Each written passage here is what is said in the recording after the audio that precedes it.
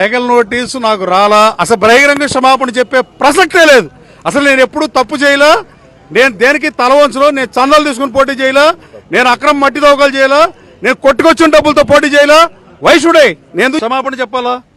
దేనికి చెప్పాలి? గన్నవరం దోచినందుక? దోచినని చెప్పాలి క్షమాపణ.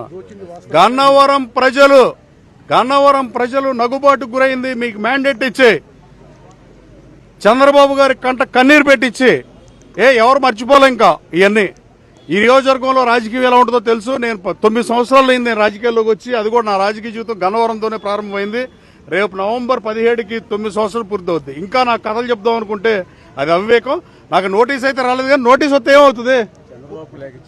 ఎవరు ఏమని చంద్రబాబు గారికి ఏం లేక పెట్టారు? ఏమన్నారు? పోలవరం కాలువ గురించి ఏం పెట్టారు? ఎల్లినో ప్రాబ్లం తో వచ్చిన సమస్య ఏమి లేదండి. అది ముందు ఏం పెట్టాడు పోలవరం పాలవ? గతంలో మీ దయ్యాలో నేను బాగా చేశానండి, చేయండి అన్నాడు. అది లేక అది ఇచ్చి నోటీస్ ఏం పీకుతాడు? అది చేసింది అవినీతి. పోలవరం మోటార్లు ఎవరిచ్చారు మీకు తెలీదా? మీరు కళ్ళు మూసుకుపోయి చూస్తున్నారా సోదరులారా?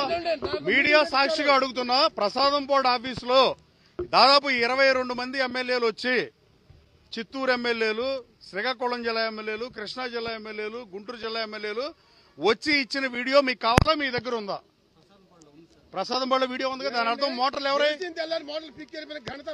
ఎవరన్నా దానం ఇచ్చిన దాన్ని తీసుకెళ్లినందుకు ఎవరన్నా కేసేస్తే శిక్ష కోర్టులో జడ్జిలకు కూడా తెలియని పరిస్థితి.